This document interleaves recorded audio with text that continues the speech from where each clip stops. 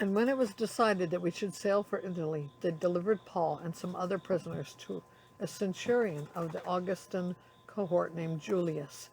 And embarking in a ship of Adramyttium, which was about to sail to the ports along the coast of Asia, we put to sea, accompanied by Aristarchus, a Macedonian from Thessalonica. The next day we put in at Sidon, and Julius treated Paul kindly and gave him leave to go to his friends and be cared for.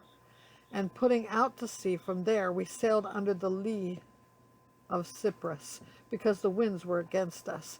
And when we had sailed across the open sea, along the coast of Cilicia and Pamphylia, we came to Myra and Lycia.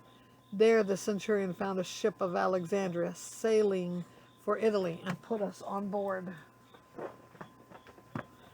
We sailed slowly for a number of days and arrived with difficulty at Cnidus, and as the wind did not allow us to go further, we sailed under the lee of Crete off Salmon.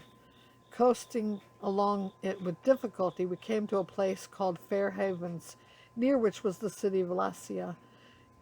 Since much time had passed, and the voyage was now dangerous because even the fast was already over, Paul advised them, saying, Sirs, I perceive that the voyage will be with injury and much loss, not only of cargo and the ship, but also of our lives. But the centurion paid more attention to the pilot and to the owner of the ship than to what Paul said. And because the harbor was not suitable to spend the winter in, the majority decided to put out to sea from there, on the chance that somehow they could reach Phoenix, a harbor of Crete facing both southwest and northwest, and spend the winter there. Now when the south wind blew gently, supposing that they had obtained their purpose, they weighed anchor and sailed along Crete, close to the shore. But soon a tempestuous wind, called the northeaster, struck down from the land, and when the ship was caught and could not face the wind, we gave way to it and were driven along, running under the lee of a small island called Cauda.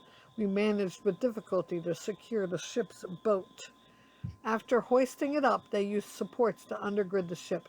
Then, fearing that they would run aground on the Syrtis, they lowered the gear, and thus they were driven along. Since we were violently storm-tossed, they began the next day to jettison the cargo, and on the third day they threw the ship's tackle overboard with their own hands. When neither sun nor stars appeared for many days, and no small tempest lay on us, all hope of our being saved was at last abandoned. Since they had been without food for a long time, Paul stood up among them and said, Men, you should have listened to me and not have set sail from Crete and incurred this injury and loss. Yet now I urge you to take heart, for there will be no loss of life among you, but only of the ship. For this very night there stood before me an angel to the God of whom I belong and whom I worship. And he said, Do not be afraid, Paul. You must stand before Caesar, and behold, God has granted you all those who sail with you. So take heart, men, for I have faith in God that it will be exactly as I have been told. But we must run aground on some island. When the 14th night had come, as we were being driven across the Adriatic Sea, about midnight the sailors suspected that they were nearing land. So they took a sounding and found 20 fathoms. A little farther on they took a sounding again and found 15 fathoms. And fearing that we might run on the rocks, they let down 4 anchors from the stern and prayed for day to come. And as the sailors were seeking to escape from the ship and had lowered the ship's boat into the sea under pretense of laying out anchors from the bow, Paul said this to the centurion and the soldiers, Unless these men stay in the ship, you cannot be saved. Then the soldiers cut away the ropes of the ship's boat and let it go. As day was about to dawn, Paul urged them to all take some food, saying, Today is the 14th day that you have continued in suspense and without food, having taken nothing. Therefore I urge you to take some food, for it will give you strength. For it is not a hair is to perish from the head of any of you. And when he had said these things, he took bread, and giving thanks to God in the presence of all, he broke it and began to eat.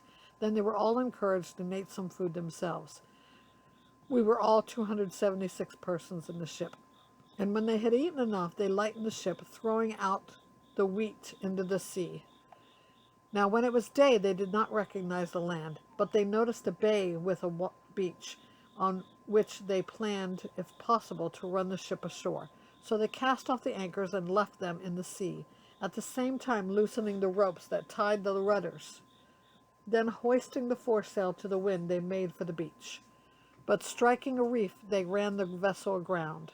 The bow stuck and remained immovable, and the stern was being broken up by the surf. The soldiers' plan was to kill the prisoners, lest any should swim away and escape. But the centurion, wishing to save Paul, kept them from carrying out their plan. He ordered those who could swim to jump overboard first and make for land, and the rest on planks or on pieces of the ship. And so it was that all were brought safely to land.